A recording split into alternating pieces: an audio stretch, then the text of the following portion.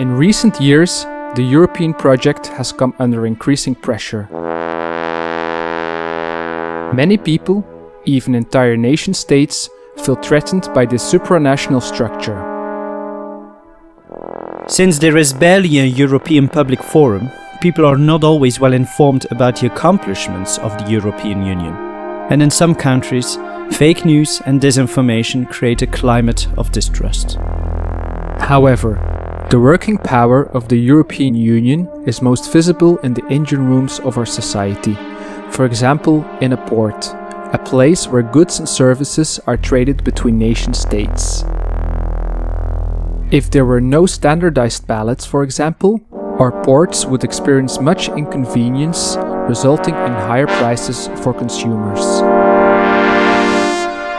A Euro pallet is a wooden pallet with dimensions and specifications laid down by the European Pallet Association. They circulate in an exchange system set up by the European railway companies in the mid-20th century.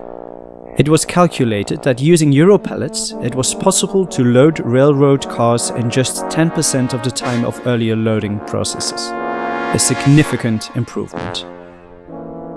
In a broader perspective, the Euro pallet is a perfect symbol for the European project. Imposed by a bureaucratic apparatus, the standardization makes it possible to move goods easily between different nations and thus to cooperate better.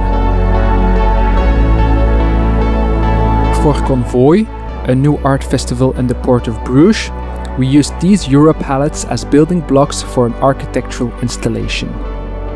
This installation was a reinterpretation of the well-known Parisian L'Arc de Triomphe, but 12 times smaller, using a total of 170 Euro pallets. Since these pallets have a deposit value, they could be borrowed from a neighboring freight company and returned afterwards. We called this installation Arc de l'Europe. To enhance the engagement with the spectator, a couple of music performances took place under the installation.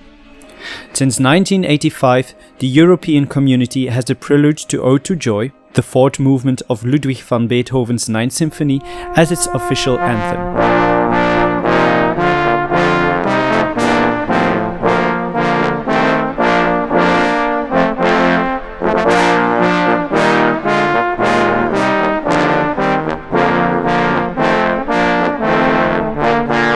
For this performance, a new version of the European anthem was orchestrated for 4 musicians. Every day the arrangement of the musicians changed, playing a new layer on top of the recorded version of the previous day. In this sense, adding an added value to the previous version, just like goods that get an added value when they pass through the port. The first day it was performed by 4 trombones, the second day by 4 synthesizers, and the last day by 4 people holding a music speaker. In this way, we wanted to tell a story about the automation of labor. Automation is something Europe, and the world in general, is inevitably confronted with. It questions the role and place of humans in the creative process of making and transporting goods. The musicians were also wearing a blue safety vest, referring to the yellow vest manifestations, as well to the safety clothing of workers in the port. Since each of the 4 musicians were standing in one of the 4 openings of the installation, an omnidirectional staging was created, encouraging spectators to walk around.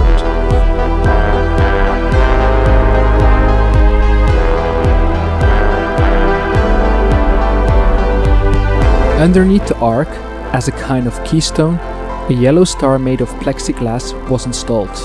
It tracked the movements of visitors at times when there were no musical performances. When visitors walked through the installation, it started playing an 8-bit version of the European anthem and lit up at the same time.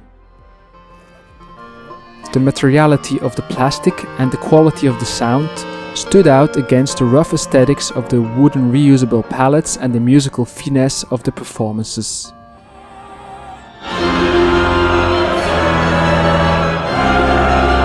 In our work, we often bring profound contemplations about the problems Europe is facing today. However, concert halls are not always as accessible as they should be. And in times of right-wing extremism, a lot of noise made by polarizing voices and of course Brexit, we felt the urge to create a project accessible for everybody, not just for the happy few who can afford to buy a concert ticket. As artists, we experienced that our public, the people coming to concert halls, exhibitions and so on, the cultural elite, so to say, are already informed about the European Union, whereas the people who are not are those which we urgently need to address. That's the reason why we went out of our comfort zone and designed an architectural installation able to stand literally everywhere, highlighting advantages and achievements of the European Union in a poetic way.